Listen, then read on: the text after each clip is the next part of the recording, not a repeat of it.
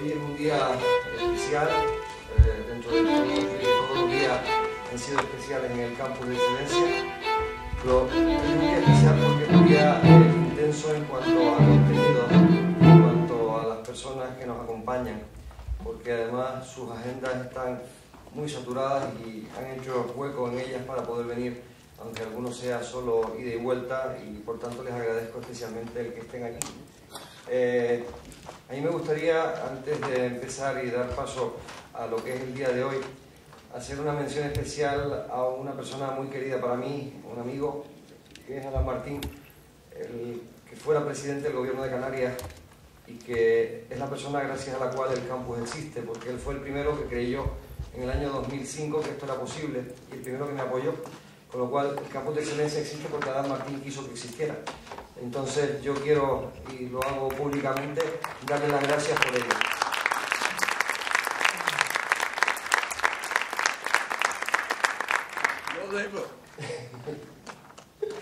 Y la segunda cosa es explicarles un poco cómo va a ir el día. Es decir, primero tenemos la sesión esta sobre la situación mundial desde la perspectiva política, económica y social, que el moderador va a introducir. Luego hablaremos, después de la pausa, de inmigración, de los retos y los problemas y soluciones que tiene.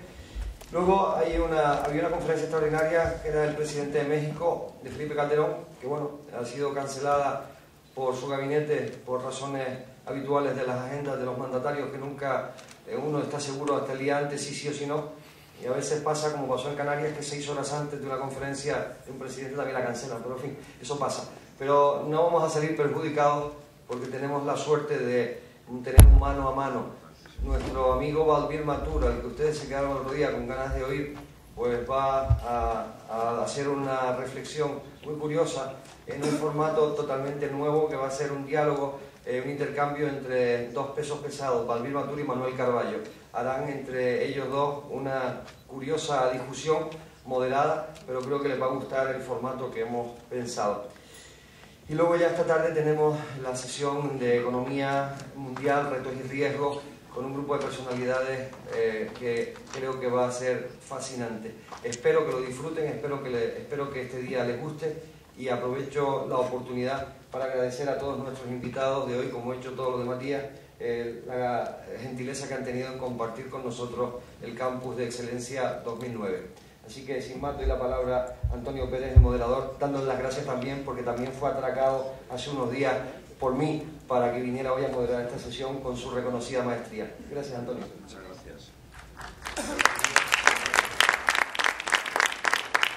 Bueno, resulta un poco sorprendente que en realidad el único que tendría que ser presentado es el presentador, porque al resto los conocen ustedes mucho mejor que a mí. Estamos en una mesa, en unos panelistas de personajes y personalidades de la mayor relevancia a nivel internacional y mundial. Por tanto, no voy a alargarme en presentaciones de quien es perfectamente conocido y reconocido en España y en el mundo. A mi derecha está don Michel Rocard, primer ministro que fue de Francia, un hombre que es la política en Francia a lo largo de muchísimos años, fue ministro de Planificación y Desarrollo, de Agricultura y primer ministro en el 1998. Sigue la vida política, actualmente es miembro del Parlamento Europeo. A mi izquierda, el que fue, para muchos de nosotros, no sé, nos habrá conocido como el hombre del milagro irlandés. Era como Irlanda estaba, cuando él empezó a hacerse cargo del gobierno, en una situación, nos parecía, de los países más atrasados, y fundamentalmente fue John Bruton, quien fue el artífice o la cara visible de lo que fue el gran despegue irlandés. Fue ministro de Finanzas y de Industria, era el líder del Fine Gael en 1990 y llegó al gobierno con la coalición famosa entre el Partido Laborista con la Izquierda Democrática. Fruto de aquella coalición, como les digo, fue el tremendo despegue, el famoso milagro irlandés. Les presento también a la única mujer hoy. No estamos paritarios, pero esto se arreglará. Inmediatamente viene José Luis Rodríguez Zapatero 0 y nos pone a 3. Pero ella está no por ningún elemento paritario, sino por méritos propios. Rosalía Arteaga es presidenta de Ecuador, fue amén y lo es periodista, por cierto. Estábamos hablando antes, porque es nacida en la que para mí es una de las ciudades más hermosas de Ecuador y de todo el continente, que es Cuenca, la vieja ciudad de los Cañaris. Y resulta que tenemos aficiones comunes como periodistas e incluso como viajeros. Fue una persona muy relevante en la vida política ecuatoriana, en unos años realmente convulsos. Fue vicepresidenta en el gobierno de Bucaram y presidenta al derrocamiento de este durante un corto espacio de tiempo. Pero además de ello es una mujer realmente apreciada por la población ecuatoriana y que tuvo un papel importante, diría yo, que en lo de serenar un poco a su convulso y hermoso país entonces.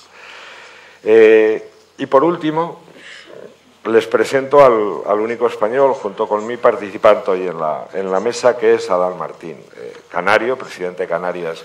Es presidente de Canarias, como ustedes saben, un hombre suficiente, totalmente conocido en España, miembro de Coalición Canaria, nació en Santa Cruz de Tenerife, donde fue teniente de alcalde, después fue consejero, después diputado nacional, donde lo pude conocer en el Congreso, vicepresidente y presidente del Cabildo y finalmente presidente de Canarias en la anterior legislatura, del 2003 al 2007.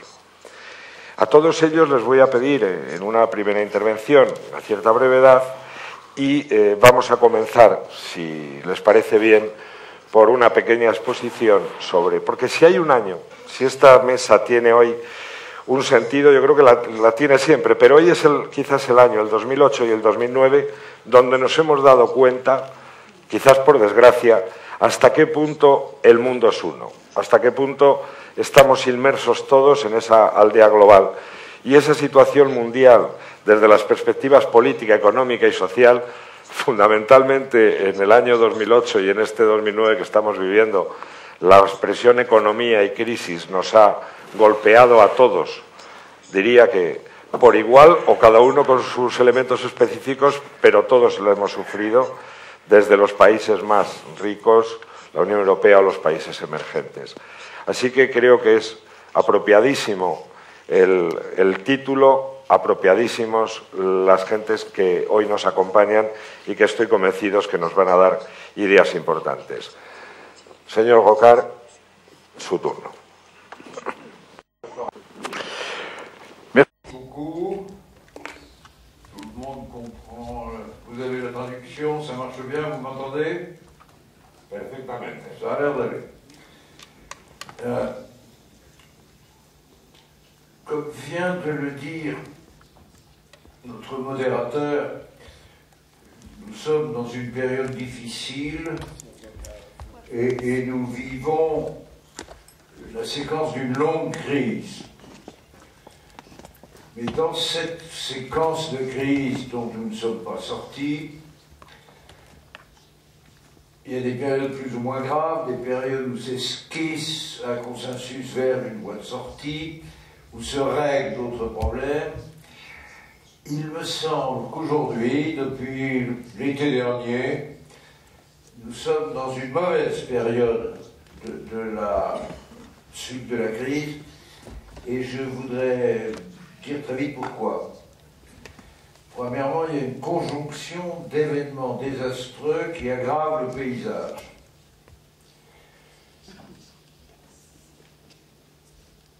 On voit sous nos yeux s'effacer petit à petit, presque disparaître, l'espoir d'une paix au Moyen-Orient, l'espoir que la création d'un État palestinien permette une réconciliation équilibrée entre deux communautés semble s'estomper, et c'est très grave, parce que nous en arrivons à une crise sans leader, une crise dans laquelle les tonalités religieuses sont l'élément essentiel, et on ne voit pas pourquoi ça ne durerait pas un siècle.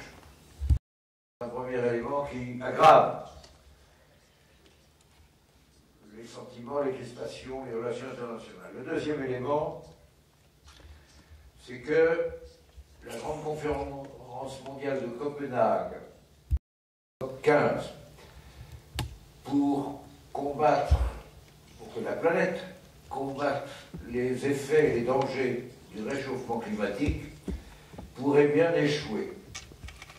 Ce n'est pas sûr encore, mais la plupart des chancelleries le donnent comme probable. Et ça, c'est extrêmement grave, parce que si nous n'arrivons pas à mobiliser l'humanité rapidement devant ces dangers, que la planète soit transformée en poêle à frire dans moins de 150 ou 200 ans, et que les arrière-petits-enfants de nos arrière-petits-enfants ne puissent plus vivre, que la vie soit impossible. Pour éviter cela, tout le monde sait que l'effort sera énorme. Il sera de toute façon d'autant plus énorme et difficile qu'on aura commencé plus tard. Et c'est ce qui fait la gravité de la rencontre de Copenhague qui ne se présente pas bien. Prolifération nucléaire, troisième problème.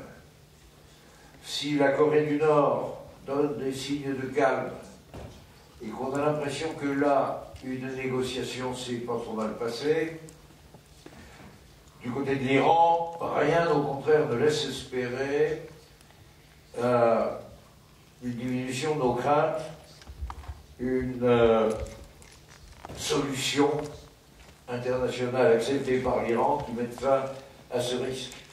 Nous n'en sommes pas là. L'arrivée de l'arme nucléaire entre les mains d'un pouvoir islamiste intégriste, parce que c'est ça le pouvoir iranien, est évidemment dangereuse. Quatrième élément de la difficulté, nous avons tous, probablement beaucoup les Espagnols, la plupart des Français, les Irlandais, j'en suis sûr, les sondages le disaient, applaudi, et nous sommes réjouis au moment de l'élection d'un nouveau président américain. Barack Obama était le symbole du changement. Il disait beaucoup de choses. Il disait son combat contre la prolifération nucléaire, mais il disait surtout qu'il voulait mettre fin à l'ère de l'unilatéralisme américain, à cette présidence Bush qui décidait pour le monde en ne considérant que les intérêts américains, sans jamais laisser place au dialogue et à la négociation, et montait avec Obama l'espoir qu'enfin le monde mettrait la négociation multilatérale au cœur de ses méthodes de travail, et c'est comme ça qu'on réglerait le réchauffement climatique, la prolifération nucléaire, le Moyen-Orient, tout ça.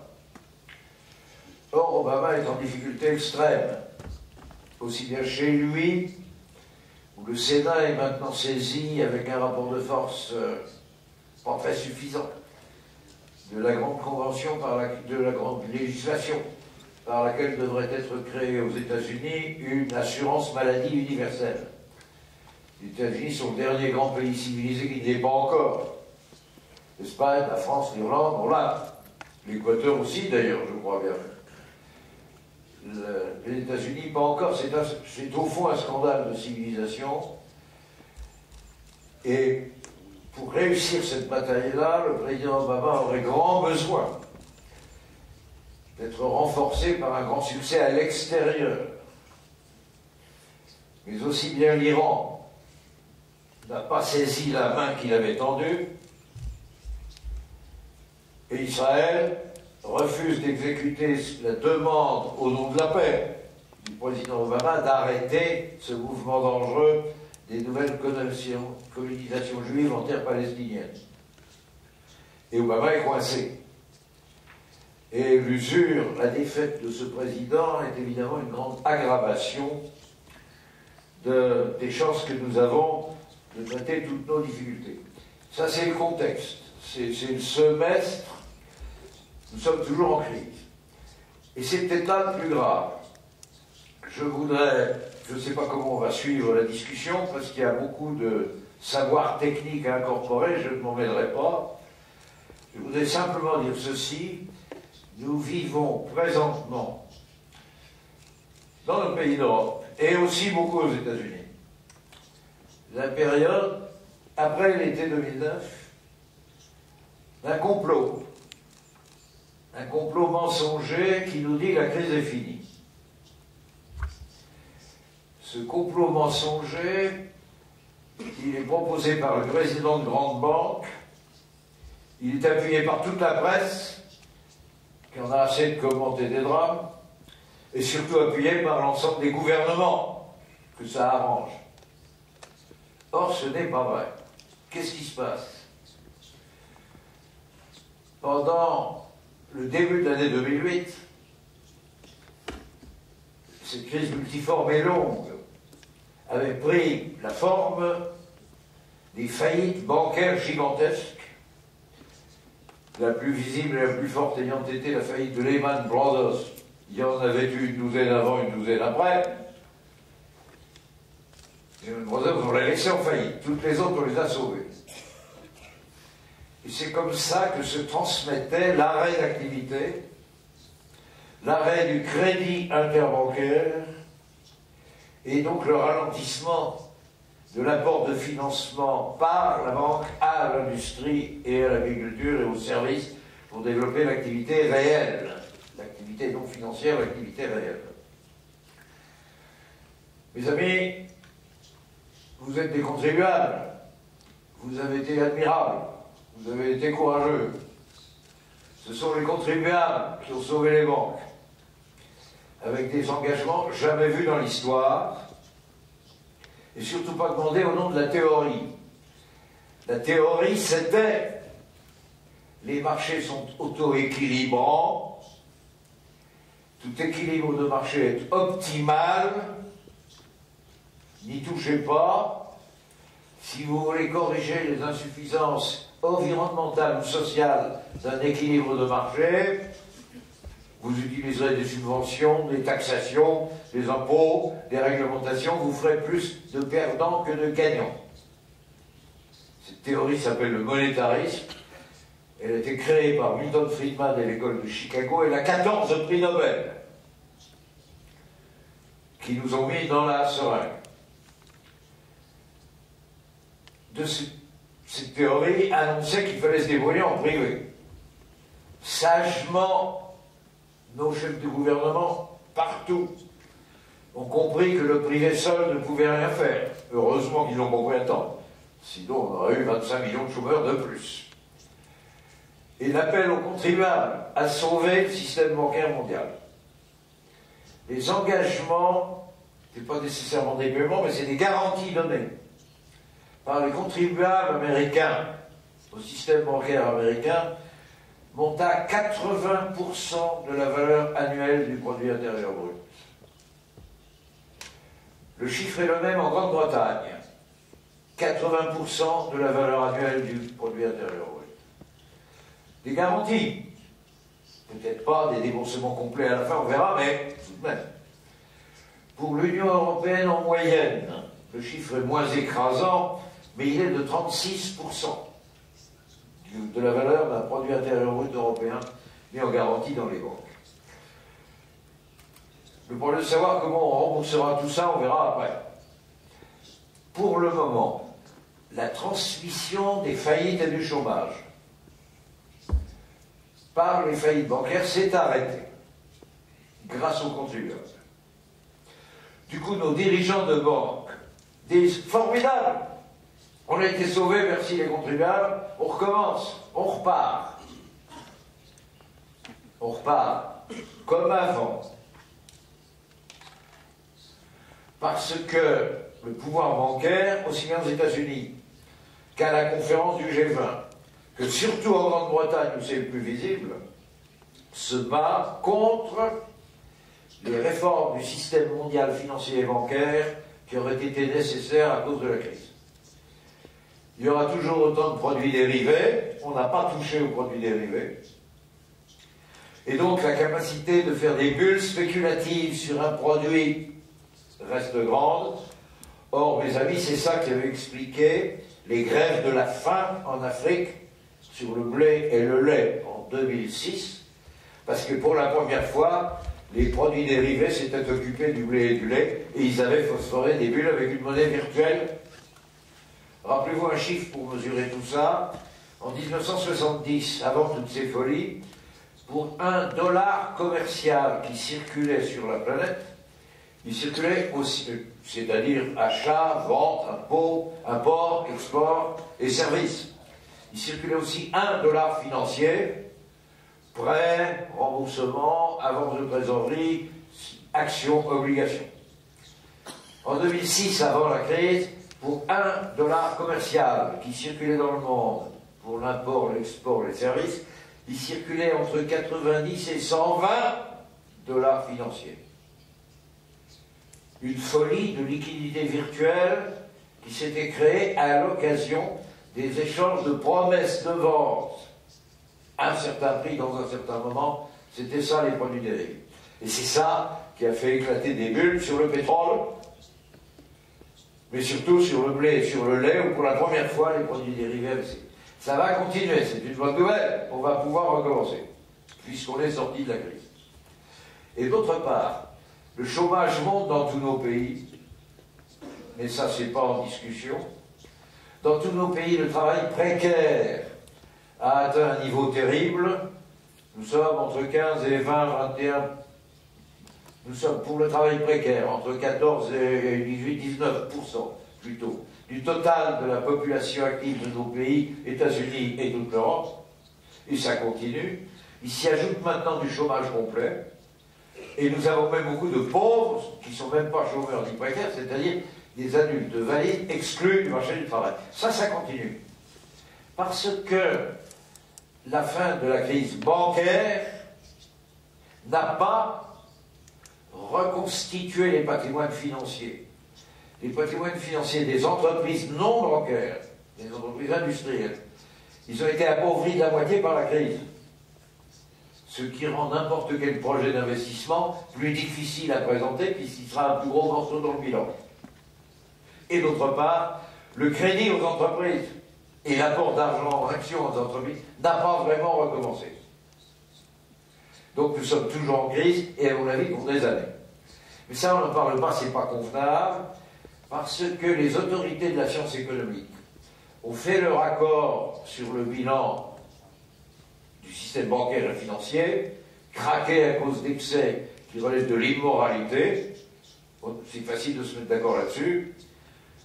Les raisons pour lesquelles, après 30 ans, 1945-75, nous avons eu une croissance régulière et rapide de 5% par an, sans jamais de crise financière, et en plein emploi tout le monde, États-Unis, Europe, Japon, Australie, Canada, tous les pays développés en plein emploi, c'était formidable. Ça se casse vers les années 75. Pourquoi est-ce que maintenant, nous ne savons plus faire, je parle des chiffres d'avant la crise, que la moitié de la croissance d'avant?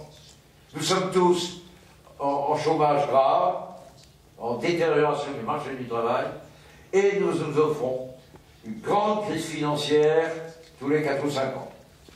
Souvenez-vous de la crise asiatique, souvenez-vous de la crise européenne de 1992, souvenez-vous de la crise russe de 1991, souvenez-vous de la bulle de la e-économie, et puis naturellement, autrefois on cautérisait les faillites sur place.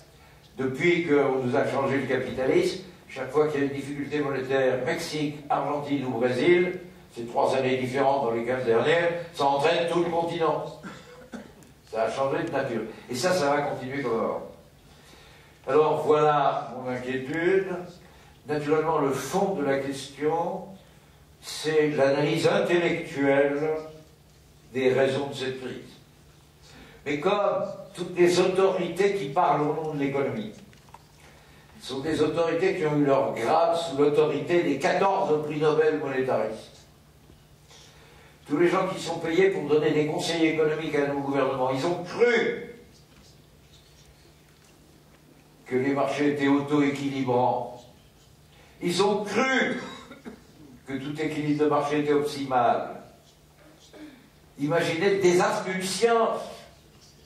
La moitié de ce qu'elle racontait se trouve faux. Imaginez un peu qu'il se passe dans l'économie ce qui se passait en médecine si nous découvrions tout à coup que Louis Pasteur avait tort et que depuis Louis Pasteur nous ne faisons que des bêtises. C'est la condamnation de tous nos moyens de faire, c'est la condamnation de tous les hommes et les femmes en responsabilité. La science économique n'ouvre pas le débat sur la question financière, elle ne l'a ouvert que sur la banque, on ne parle que de la banque.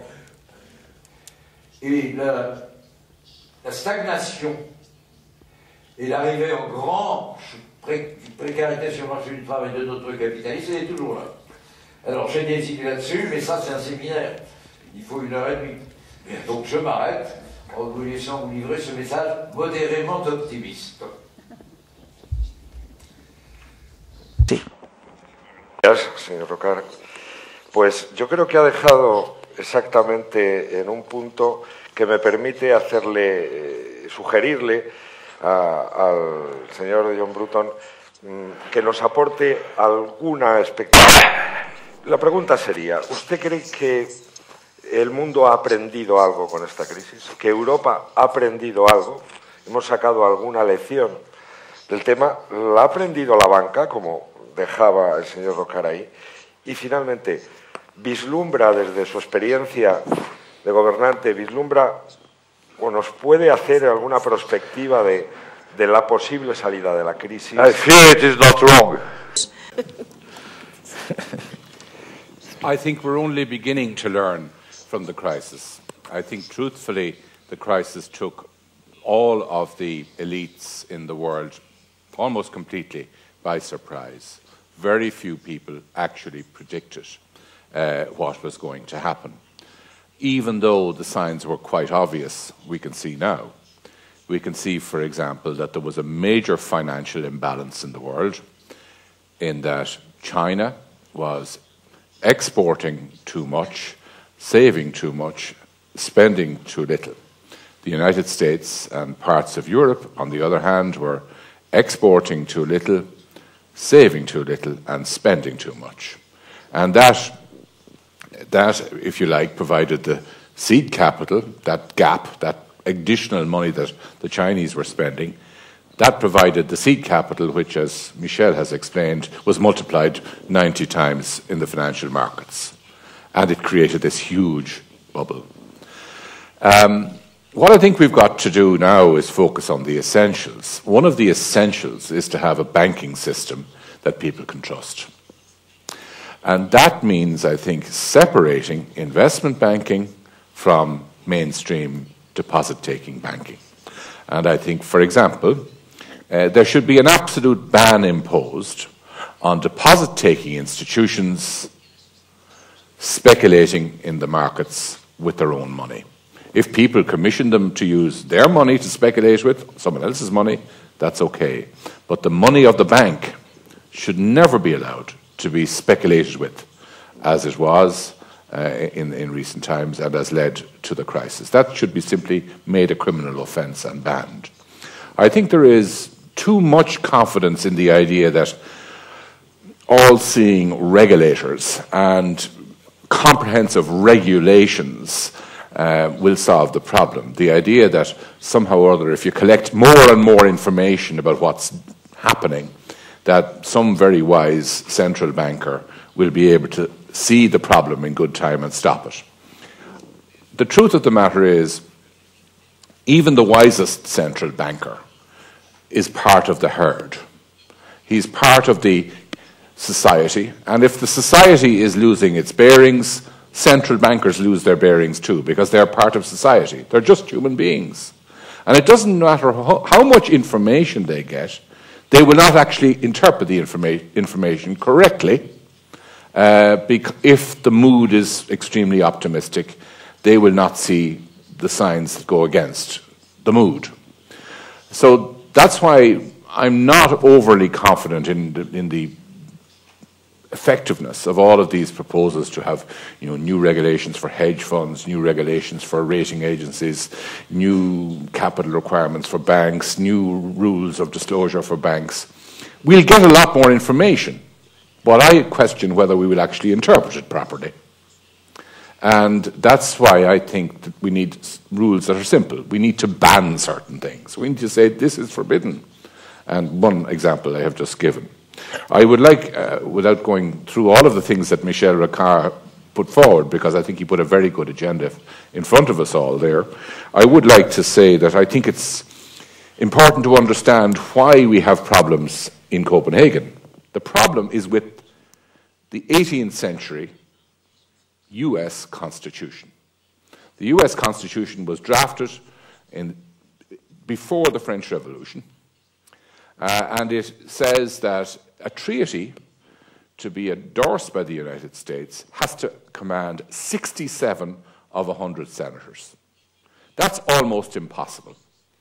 We have known that it was impossible since the Treaty of Versailles and since the failure of the US Senate to endorse the League of Nations. This problem, this American problem, with their 18th century unrevised constitution, has been visible to us for almost a century. And we're now facing another big test on the climate, which the United States will fail. It will fail it because it is impossible for any president, no matter how successful, to get 67 senators to endorse something that's going to cost their voters money. And this is a problem, a global problem that is in the heart of the US Constitution. It's like the situation in 1911. The British and the Germans were trying to negotiate a naval agreement. And the Germans were willing to negotiate a limitation on their naval building program, in principle, but the Germans had to tell the British, well, sorry, we have a naval law, and we would not be able to get a majority in the Reichstag to change the naval law to enter into an agreement with you to limit our shipbuilding program. As a result, there was no agreement, and we know what happened in 1914. We have the same sort of situation now with the US Constitution, where its Senate has to have 67 senators, which is an impossible target to achieve. The last point I want to express my worry about, and I don't think we are succeeding in being very optimistic, is about the situation of the creation of a Palestinian state. That issue of relations between Israel and the Palestinians is at the heart of our problems with the Muslim world. I was speaking on one occasion to a former finance minister of Afghanistan. He was one of the presidential candidates in the recent elections in Afghanistan for president. And I said to him, well, what's the fundamental problem in relations between people of your faith and people of the West? And he said, well, it's the Palestinian question. That's from Afghanistan. Until that issue of the dispossession of the Palestinians in the 1940s is resolved, there is going to continue to be a problem between the West and the Palestinians. And we saw only last week where the US House of Representatives, by an overwhelming majority, rejected the Goldstone report, which was, came up with adverse findings in regard to Israeli behavior in Gaza, and adverse findings also in regard to the behavior of Hamas in their conflict with Israel in Gaza. Both were condemned by this, as it happens, Jewish South African judge in his report for the United Nations. But this very fair report, which condemned both sides and from which lessons ought to have been drawn about behavior, was simply rejected by 6-1 in the US House of Representatives. So there isn't, I think, that balanced approach to the relationship with the Muslim world that we need to have. And I have to say I was shocked as well to see the result of a referendum in Switzerland, where the idea of people being able to have minarets on mosques was rejected. Well, the European Convention on Human Rights guarantees freedom in public and in private of religious expression. In public and in private. freedom is guaranteed. Well, putting a minaret on a mosque, just as one puts a belfry on a church, is a form of public expression on one's own property of one's religious faith. And yet, the people of Switzerland deny it, not to all religions, but to one religion. That's not viable, in my view, if we want to build the sort of relationship that we need to have with our neighbours to our south and to our east, the people who are of a Muslim faith. That's all I have to say for the moment. Merci beaucoup. Y de Europa vamos a dirigir la mirada a América. Para ello le pediría a Rosalía de Arteaga, la expresidenta, que dos cosas. Una primera, lógicamente al hablar el señor Rocal, el señor Bruton, el acento ha estado puesto en lo que son los países occidentales o Estados Unidos, Europa, Canadá, Australia. En España, lógicamente, Iberoamérica interesa muchísimo. Yo le quería plantear dos cuestiones. Una, muy específica a usted por su experiencia en esa política latinoamericana y sus trabajos en el tema de medio ambiente, particularmente en el ámbito amazónico, pues me gustaría que nos pudiera analizar la importancia de esa región en el contexto del mundo que, según las previsiones de expertos, puede caminar aceleradamente hacia un punto de no retorno en los temas medioambientales. Eso sería una cuestión.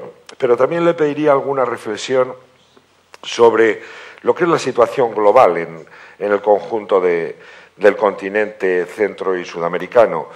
Si ve que hay unos avances hacia el progreso económico en ese conjunto y si se está desarrollando un proceso de afianzamiento democrático o por contra vuelven a aparecer, como siempre, los viejos fantasmas de caudillismos, golpes de Estado, etcétera, que parece que nos libramos de ellos y saltan por cualquier sitio.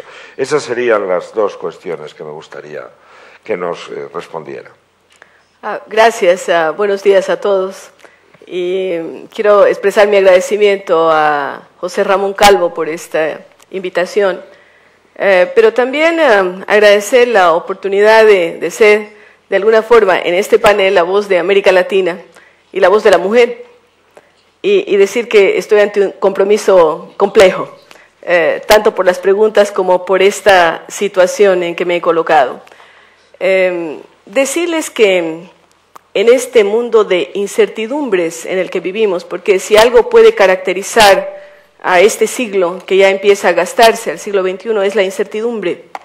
Yo les digo frecuentemente a foros de jóvenes que antes teníamos las cosas más seguras, tanto en el entorno familiar, en los temas del medio ambiente e inclusive en los temas económicos.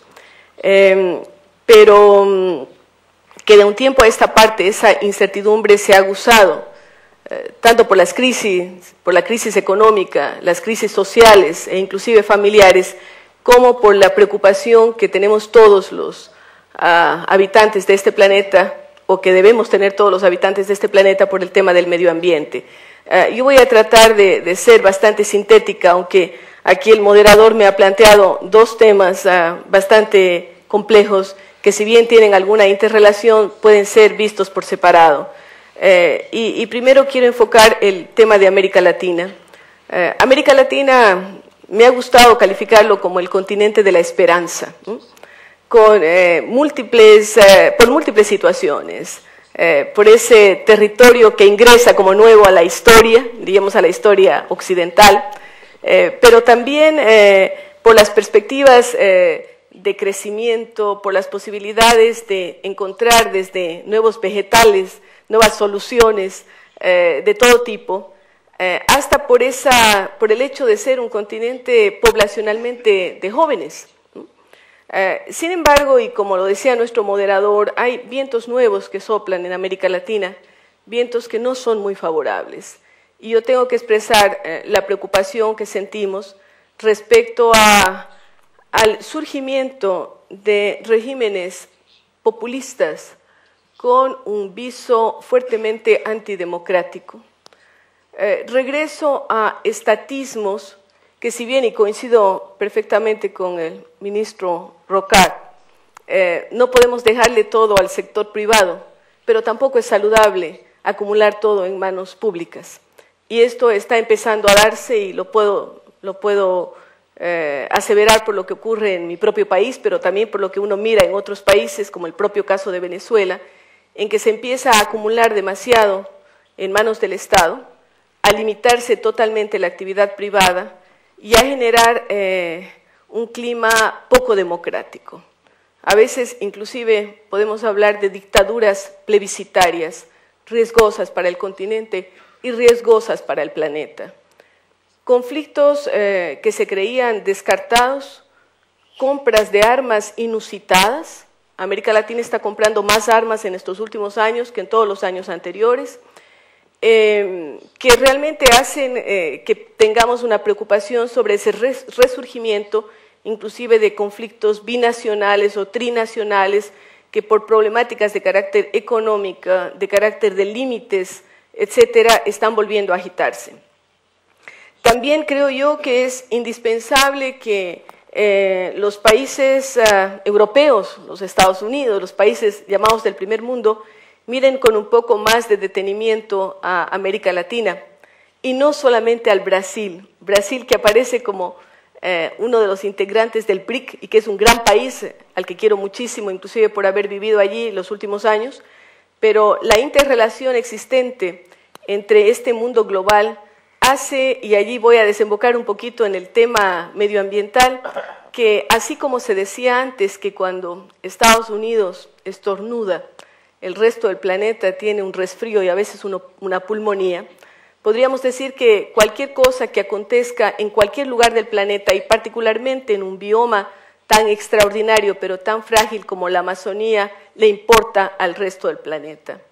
Una Amazonía que es interdependiente con la región andina, que hace que el agua de la Amazonía tenga que venir necesariamente en su mayor parte, no solamente el agua, sino también la biodiversidad de la región andina, y que pone en serio riesgo, si es que las fuentes no se cuidan, lo que puede ocurrir en esa gran cuenca, a la que también se le calificó en algunas circunstancias como el pulmón del planeta.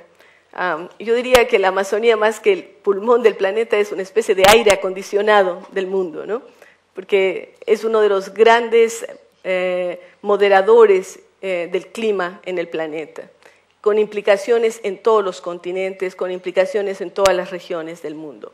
De ahí entonces la importancia de mirar al conjunto de América Latina y de pensar con una mirada global, pero sin dejar de lado o dejar el punto de vista de las identidades. Y ahí tengo necesariamente que tocar otros temas que aquí se han tocado y que no dejan de interesarnos a los de América Latina. Aquí se ha tocado, por ejemplo, el tema palestino reiteradamente, se ha tocado temas que tienen que ver con intolerancia, y yo me atrevo a decir que de la forma como el mundo trate la diversidad va a depender el futuro de la humanidad. Diversidad de seres humanos, diversidad que tiene que ver con la fauna, con la flora, con la cultura, con las costumbres, con los usos, con las religiones. El mundo se ha sobrecogido frente a atentados, frente a situaciones como las que se dieron en Estados Unidos o aquí en España, atentados que tienen que ver mucho con aquello del resurgimiento de un fuerte sentido identitario, de un fuerte sentido nacionalista, en donde los ismos vuelven a resurgir.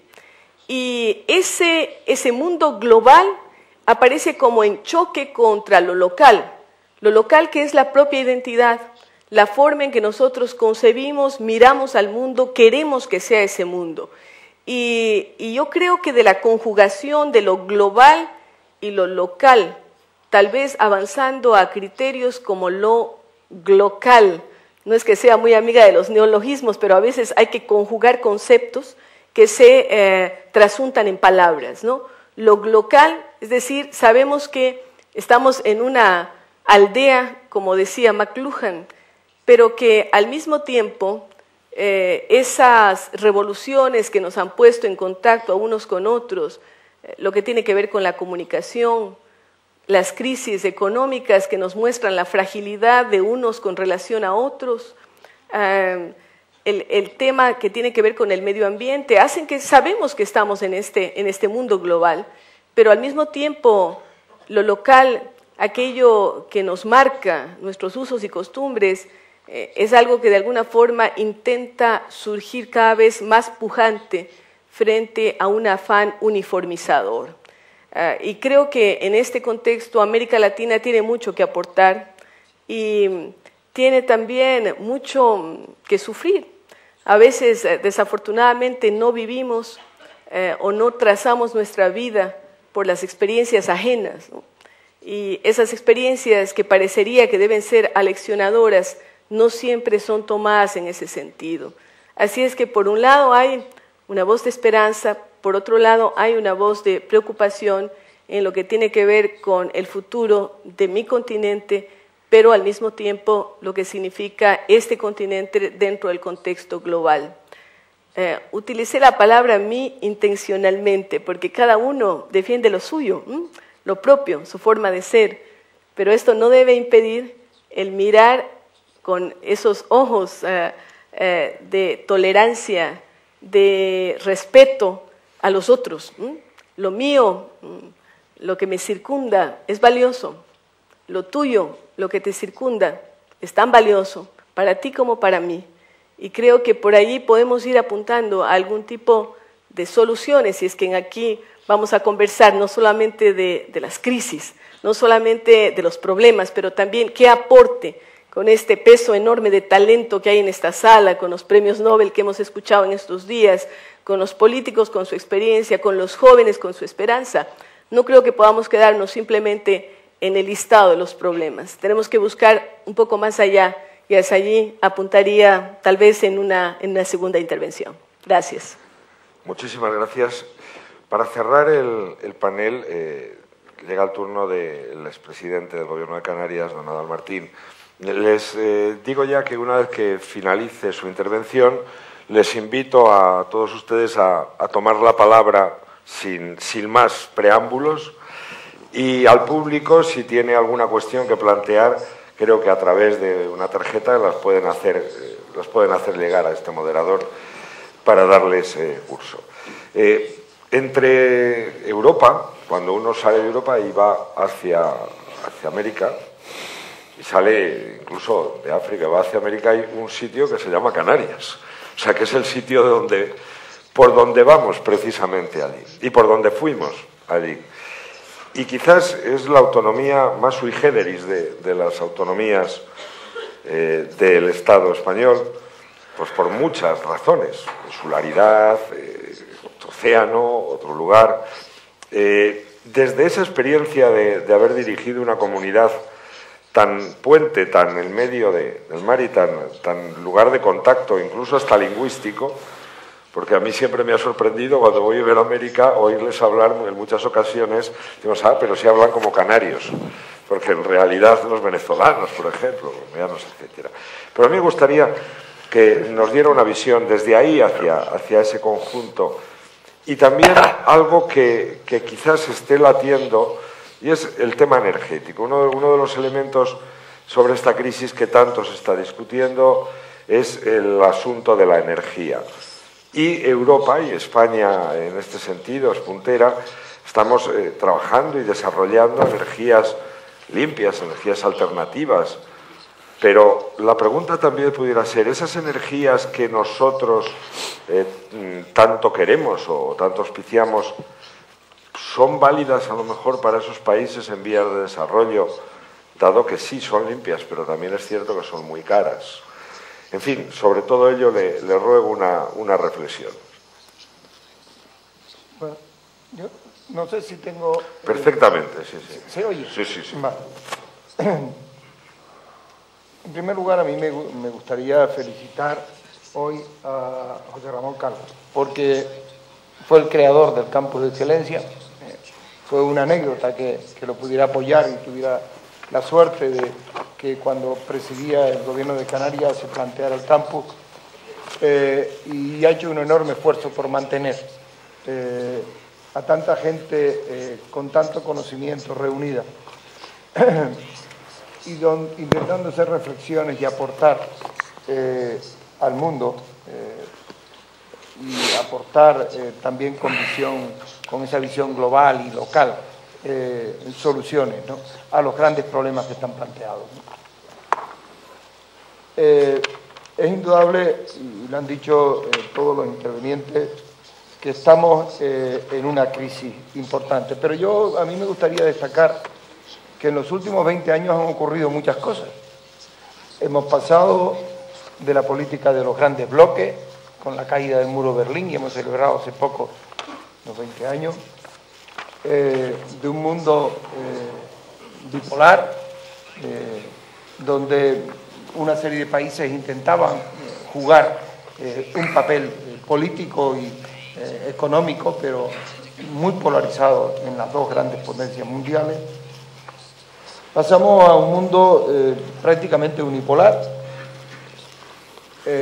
con una política marcada desde Estados Unidos, la política mundial, políticas de seguridad, a un mundo en muy pocos años multipolar, donde las conferencias se amplían, el número de países importantes que dirigen, China, Brasil, la India, la propia Europa, Estados Unidos, Rusia, empiezan a jugar papeles políticos importantes, y parece que podemos vivir una época de grandes acuerdos que costará mucho conseguirlo. Cuando uno analizaba antes desde un lugar pequeño, desde unas 7 islas en un archipiélago, cuál era la política que debías llevar, lo primero que veías era cuál era la política mundial, era un enanito, y en esa referencia intentabas colocar a la política de una comunidad autónoma que está enclavada, que es Europa, pero que está enclavada en África, muy cerca de la costa africana.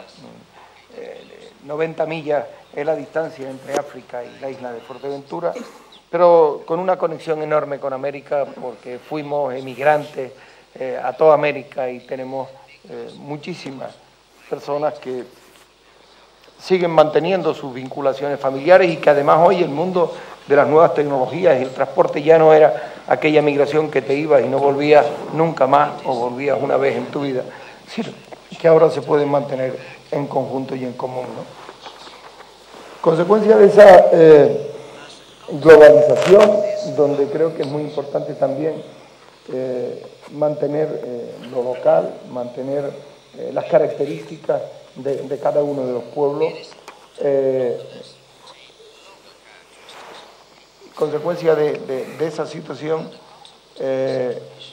nos vemos metidos además con otro parámetro, que es el financiero, en una crisis financiera del mundo occidental más que del mundo. Pero si vemos los países que han ido progresando, todos tienen parámetros comunes: libertad, democracia, justicia, seguridad jurídica, mercados de propiedad, porque que el mercado haya fallado quiere decir que las reglas que hemos puesto no son suficientes, pero no quiere decir que el mercado no sea la base del desarrollo de los países democráticos en los últimos 20 años. Por eso me parece, yo tenía la idea de que eso estaba apagado. Sí. Por eso me parece que es muy importante en los análisis tener esperanza. Y yo creo que hay que tener esperanza y que las cosas van a mejorar. ¿Cuál es mi preocupación? La preocupación que nosotros vemos desde un archipiélago pequeño. Primero, que a la política, a los mercados financieros, a todo hay que añadirle ética y valores. Y que una sociedad de valores es la sociedad que nos hará progresar en los próximos años. Pero además de ello, nos preocupa que la propia crisis económica conlleve cambios de política. Las políticas del milenio para el desarrollo de un continente como África, del que nosotros vivimos al lado. Continente que en los últimos 6 o 7 años, si uno coge los parámetros económicos, los parámetros sociales, el 53% de los habitantes de África no tienen agua potable y son la causa principal de las enfermedades que tienen y son la causa de que su esperanza de vida esté sobre 50 años en vez de 75. Pero eso tecnológicamente está todo desarrollado. ¿Seremos capaces de ayudar a que África tenga agua potable el 100% de sus habitantes? ¿Seremos capaces que África, que en este momento es la gran suministradora o una de las grandes suministradoras de combustible en el mundo para producir energía, tenga la energía para poderse desarrollar? ¿O seremos los países más ricos los que no utilizamos las energías más caras y si no nos vamos a las más baratas, cuando lo lógico es que los países desarrollados tiren todos, y sobre todo las grandes economías mundiales, tiren de las energías alternativas, ya que tienen un precio el doble, el triple, el cuádruple que el que se puede sacar de la nuclear o que se puede sacar de las derivadas de los combustibles, y le dejamos ese espacio a los países en desarrollo para que puedan tener las energías más baratas hasta que vayan incrementando sus niveles de vida y, por tanto, su capacidad de generar economía. O sea, va el mundo a seguir manteniendo las políticas de ayuda y sigue siendo el 0,7 el objetivo del PIB de los países, o esta crisis va a retraer con problemas presupuestarios a los países esa colaboración. Se está produciendo en la propia España, ¿no? Cuando hablamos en España de un sistema de financiación autonómica muy solidario para que sean los derechos de las personas los que primen, empieza a discutirse si realmente las autonomías más ricas lo que tienen que hacer es pues llevar la delantera y aprovechar todos los recursos que se generan. Entonces, la crisis ahí plantea que las políticas que yo creo que están enfocadas para cambiar el mundo a un mundo más justo, más solidario, se puedan seguir manteniendo.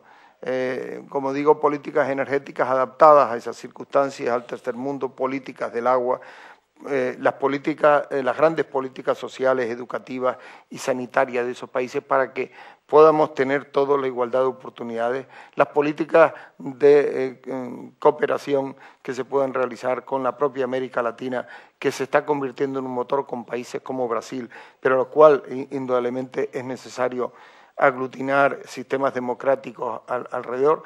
Yo creo que todas esas cuestiones son las que en este momento desde la visión que se puede tener, como digo, desde un archipiélago alejado y pequeño, pero inmerso, sin embargo, en un Atlántico, que vemos pasar los aviones de Europa a América por encima, o de Europa a África, pero donde realmente después se queda muy poco. Hay en Internet un mapa de las comunicaciones, tanto de las telecomunicaciones como las comunicaciones aéreas o marítimas, donde si se ve dónde se concentra en el norte y en el norte, en Europa, en los nortes del mundo, el norte de Europa con el norte de América, y quedan muy pocas conexiones a ese mundo latinoamericano, a ese mundo africano.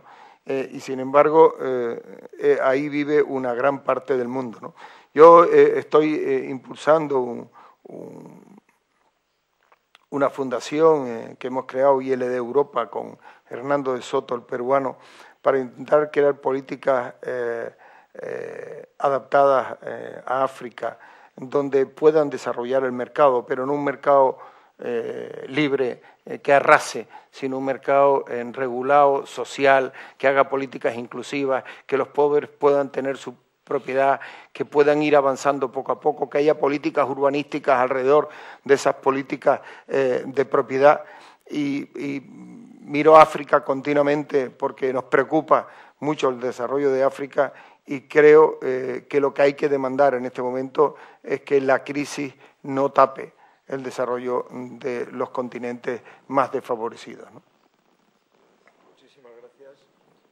Bueno, pues con esta primera ronda de intervenciones ya damos paso a lo que espero que sea un debate entre todos, los panelistas, y como les digo, el público, si desea hacer alguna cuestión, por favor, a través de esas tarjetas que me lo hagan llegar. Pero ahora es la palabra de todos ustedes, señores. Me imagino que... Bueno, si quiere podemos romper los fuegos por acá. Sí, claro. Bueno, se dejaron esbozados algunos conceptos, ¿no? Algunas ideas que yo creo que hay que profundizarlas. De mi parte hablé de América Latina y toqué tangencialmente el tema amazónico, porque es un tema que amo. Estuve como secretaria general de la Organización del Tratado de Cooperación Amazónica y tuve sobre los hombros frágiles de una mujer 7 millones de kilómetros cuadrados, ¿no? Que es la dimensión de la cuenca amazónica, con el 20% del agua dulce del planeta y la mayor biodiversidad del planeta. No quiero sonar presuntuosa, pero un amazonólogo finlandés decía hace algún tiempo que en 1 hectárea de la selva amazónica existe más biodiversidad que en el continente europeo. Esto nos puede dar una real dimensión de lo que estamos hablando. Un mundo que se siente angustiado frente a la provisión de agua, frente a la provisión de biodiversidad.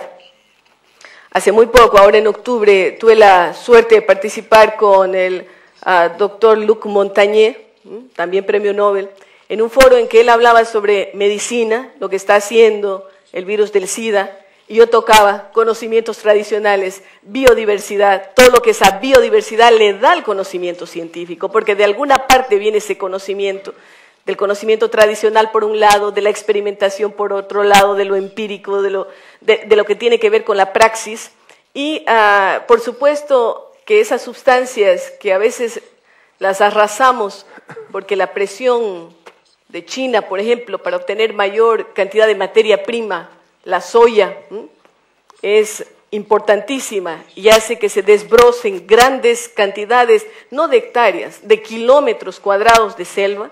Para que ustedes tengan una idea, solamente en el año 2005, de selva amazónica brasilera, no estoy hablando de los otros países, se quemaron 25.000 kilómetros cuadrados en un año, más del tamaño de Bélgica, me parece, ¿no? En un año, nada más, solo quemado, no estamos hablando de otro tipo de ilegalidades que se cometen en la región. Y entonces, si perdemos con esa facilidad lo poco que le queda al planeta de estos bosques tropicales continuos, que el mayor ejemplo es la Amazonía, es decir, el futuro se presenta preocupante, no solamente para los 30 millones de habitantes que viven en la región amazónica continental, porque también es un mito, porque a veces se piensa que la Amazonía es un espacio vacío, ¿no? Interesante pero vacío, allí no hay gente, y gente que quiere vivir bien, que quiere un desarrollo sostenible y por lo tanto la presión de la población también es importante. Entonces, frente a esas demandas que tiene el planeta, ¿cuál es el rol? Y aquí también hay una preocupación y una pregunta para el mundo desarrollado. ¿Cuál es el rol que tiene la región amazónica, por decir un ejemplo? Alguien hablaba en algún momento de internacionalizar la Amazonía, lo que suena a herejía, y para eso salió muy bien el ex ministro de Educación de Brasil, Cristóvão Barque, que decía, bueno, si se internacionaliza la Amazonía, también hay que internacionalizar las pirámides de Egipto, Wall Street, y así, pues, ¿no? Toda una serie de cosas en el mundo. Y él decía, pero mientras eso no ocurra, Amazonia es nosa y nosa, es nuestra, sí, pero también tenemos responsabilidad con el planeta. Entonces, ¿cuál es el rol, cuál es el papel de los diferentes continentes? Dentro de este mundo global, en donde la tecnología parece que nos desborda, que los conocimientos son tan grandes que prácticamente la obsolescencia es enorme, todos los aparatitos que usamos en un día ya no sirven en el siguiente. Las intercomunicaciones son impresionantes. Pero ¿cuál es el rol de esos pueblos originarios? ¿Cuál es el papel que están jugando continentes como América Latina, incluido el Brasil, con todos sus contrastes, con todas sus potencialidades? ¿Hacia dónde vamos? ¿A un mundo más polarizado? Porque si bien, y aquí se mencionó con mucha verdad, en estos 20 años han pasado muchas cosas. De un mundo bipolar pasamos a un mundo unipolar y ahora estamos volviendo a un mundo multipolar, con mucha complejidad, con muchos desconciertos. La gente no sabe cómo actuar, ni siquiera dónde depositar sus pocos ahorros que logra hacerlo, no sabe si sus impuestos, como se decía aquí, van a inversiones fraudulentas. El mundo de la droga es un mundo que está atenazando al planeta también, ¿no? Todo aquello implica, por un lado, que tenemos que volver tal vez a mirar el tema de los valores, ¿no? Los valores que son importantes, aquellos que el ser humano quiere que se hagan realidad con un conjunto de aspiraciones, con un conjunto de deseos, pero sabiéndose que, y aquí está el gran reto, sabiéndose que tenemos que valorizar lo que hacen nosotros también. Y yo insisto en la vuelta a una mirada global. No ya solamente el mundo global del que nos han hablado fundamentalmente los americanos, los anglosajones, no solamente la mundialización de la que nos hablaba Alain Touraine, no solamente de eso, sino de lo local como ese impacto que nosotros como seres humanos diversos, multiculturales, multiétnicos, multilingües, queremos dejar en lo que nos rodea. Y allí está el gran reto. Yo diría que por allí podemos apuntar a una especie de solución, ¿no? La globalidad, conjugar ese mundo de la informática, de la tecnología, de la aldea global con nuestras identidades. Gracias. ¿Alguna cuestión más? Bueno, Yo le diría, le preguntaría una cosa. Sí, sí. Les he visto tremendamente pesimistas al señor Bruton y a usted sobre la salida de la crisis. Han expuesto un montón de razones y ha habido una expresión que me ha asombrado, que usted ha dicho el complot mentiroso internacional para decirnos que está saliendo de la crisis. ¿Nos están mintiendo? ¿Es mentira? ¿Nos están mintiendo la banca? ¿Nos están mintiendo nuestros gobiernos?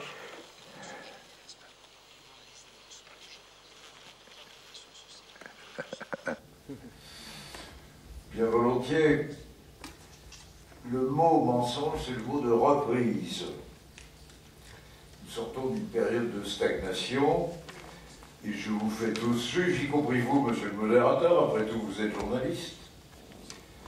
Est-ce qu'après une récession, une stagnation, il est habituel, correspondant à la définition qu'on a du mot, de parler de reprise quand on annonce un pronostic expéré de croissance d'une économie donnée, l'Union européenne en l'espèce, ça pourrait être tel pays isolé, ça peut être les États-Unis, d'une économie donnée pour 2010 de 0,6%.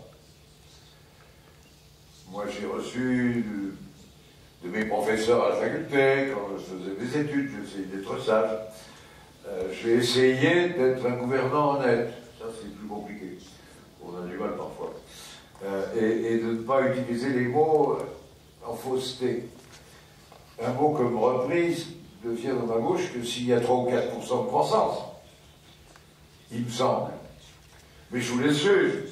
Peut-être que je suis méchamment partiel et brutal, et peut-être tout le monde a raison de se réjouir d'un petit mouvement de croissance l'an prochain qui sera de 0,6% par rapport, souvenez-vous, par rapport à la croissance abaissée pendant la récession, puisque nous avons perdu la croissance, le produit brut a diminué en 2007 et 2008 un peu partout. Donc un 0,6% qui rattrape entre le 5e et le quart de la croissance perdue. Voilà, j'ai trouvé que c'était un mensonge. Mais vous avez raison, monsieur le modérateur. L'accusation de mensonge est gravissime. Il faut donner les pièces du dossier. Et c'est à l'opinion d'être juge. En tout cas, si je renonce au mot de mensonge, je ne renonce pas à ce constat que je vous propose de partager, qu'avec une croissance pareille, il n'est pas question que le chômage diminue. Et si nous avons dans nos cervelles l'habitude d'utiliser le mot de crise pour quelque chose, c'est bien pour décrire la gravité du chômage, et notamment les périodes où il est en augmentation. Avec une reprise, guillemets, une reprise à 0,6%, le chômage va continuer d'augmenter, ça c'est sûr. Donc nous y sommes toujours. C'est un premier point. Vous avez à l'instant évoqué les Balkans, merveilleuse contrée ravagée par une guerre civile terrifiante il y a moins de 20 ans maintenant. Je peux dire qu'ils vont pas mal, mais que c'est une des raisons où la crise économique que nous vivons fait le plus de dégâts. Parce que c'est dans les régions à reconstruire, dans les régions en pleine lutte contre la pauvreté, contre les dommages de guerre, contre les dégâts payés par la crise, qu'il fallait investir beaucoup. Et donc, la situation n'est pas très très bonne. La petite Slovénie, qui était le pays le premier à rejoindre l'OTAN, l'Organisation du traité de l'Atlantique Nord, l'Union européenne et même l'euro, la Slovénie est dans l'euro, elle était plus solide que les autres républiques constitutives de l'ancienne Yougoslavie parce qu'elle était très industrialisée et très exportatrice. Et comme elle est très exportatrice, elle a pris le choc de la crise de plein fouet. Ça va aller mieux. Politiquement, le pays le plus important de la zone, qui est la Serbie, fait une évolution extrêmement attachante et délicate. La Serbie fait partie de ces pays où, sous des formes variées, la fierté nationale est allée trop loin. J'ai dans la tête un mot de Jean Jaurès qui dit « Le patriotisme, c'est l'amour des siens, le nationalisme, c'est la haine des autres. » C'est pas le même type de réflexe. L'Allemagne d'Hitler nous avait donné le tragique spectacle d'un pays qui devient fou par excès de fierté nationale, parce que c'est de ça qu'il s'agit.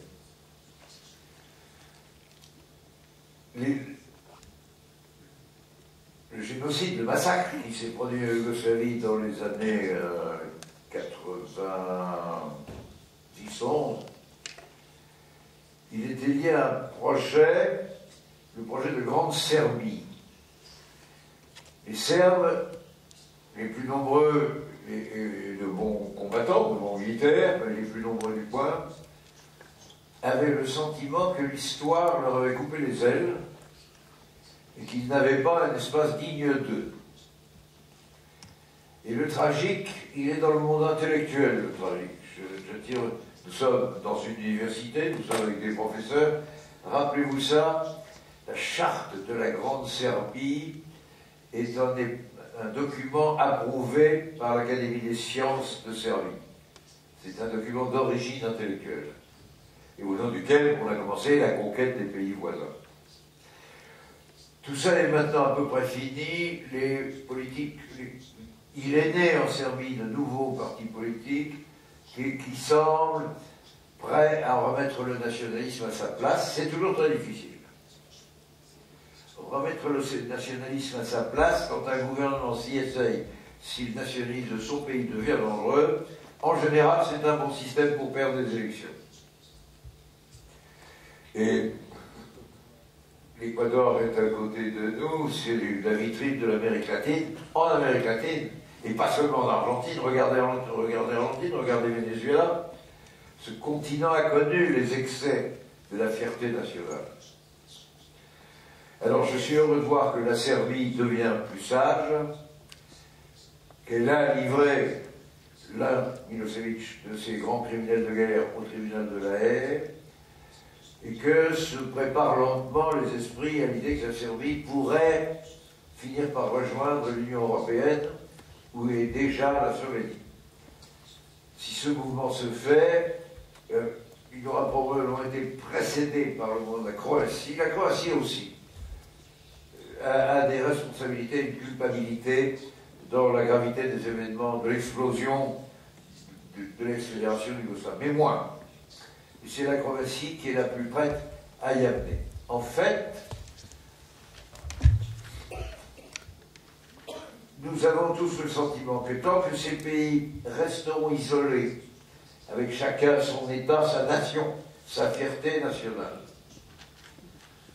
ils croupissent d'envie de revanche. Il y a des vengeances non acquises.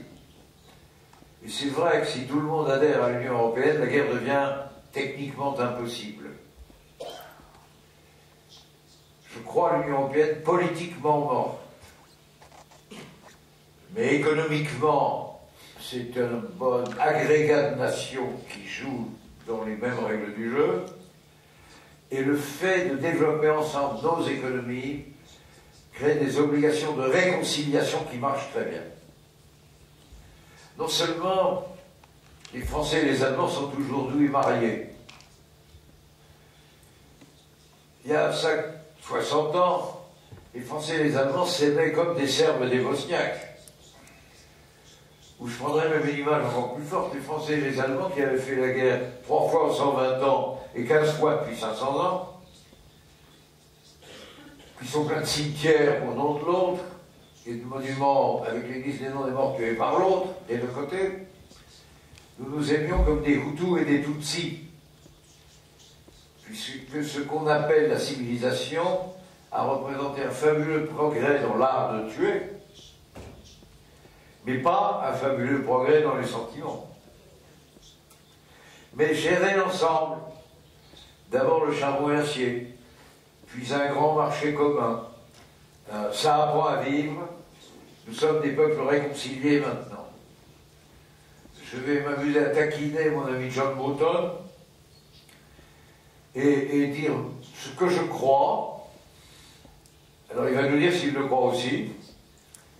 Mais ce que m'a dit John Hughes, prix Nobel de la paix pour l'Irlande du Nord, John Hughes, qui était un copain député européen, m'a dit, si nous n'étions pas venus dans l'Union européenne, il n'y aurait pas eu de processus de paix entre catholiques et protestants en Irlande du Nord. Regardez comme John Bruton a l'air perplexe, si quand même il approuve. C'est un bon système de réconciliation. Il n'y avait pas eu de friction trop forte entre l'Espagne et le Portugal depuis quelque temps, enfin quand même, vous n'étiez pas les meilleurs des amis, c'est pas tout ce qu'on peut dire. Et chacun de vos pays travaillait le reste du monde, le Portugal plutôt avec la zone britannique, l'Espagne plutôt avec la zone francophone.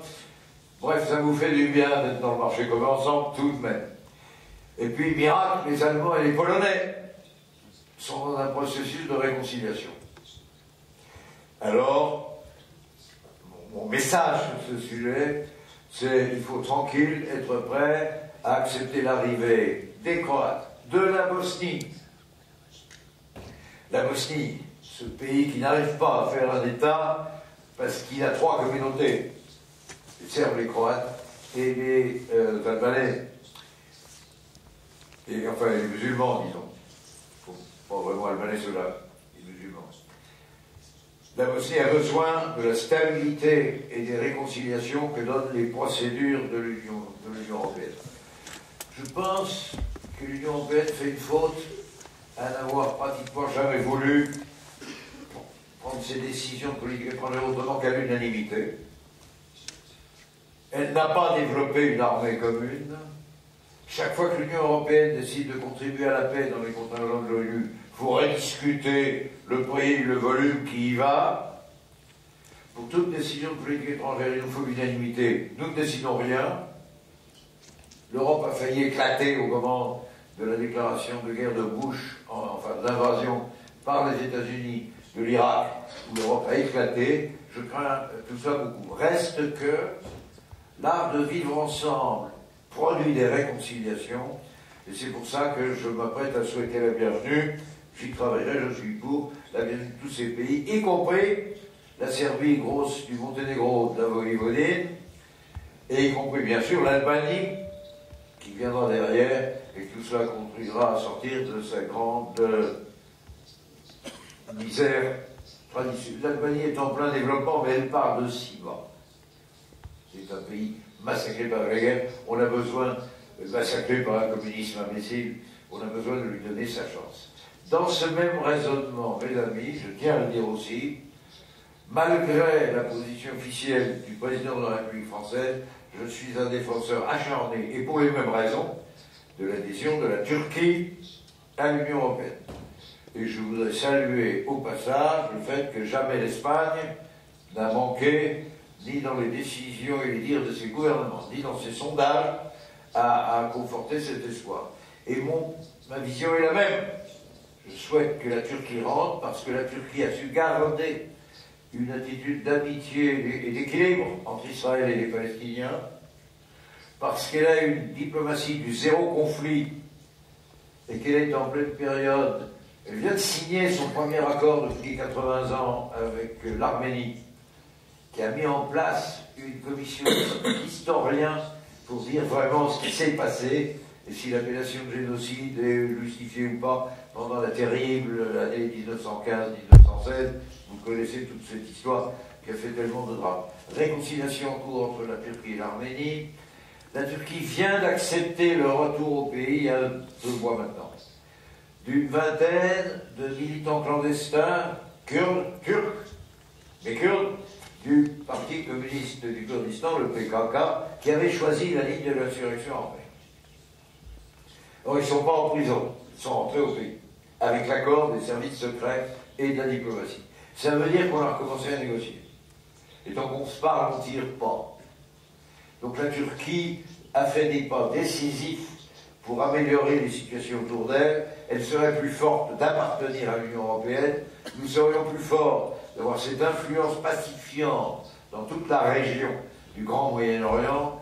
Ça ferait du bien et ça nous habituerait à ce que le monde de demain comportera 1,5 milliard de musulmans qui doivent vivre en paix avec les autres. Il faut qu'on commence à en prendre l'habitude et à en découvrir les règles. Voilà, merci de m'avoir posé cette question. Sí, había una cosa, decía Michel Rocard, 0,6 de su vida, se lo compramos.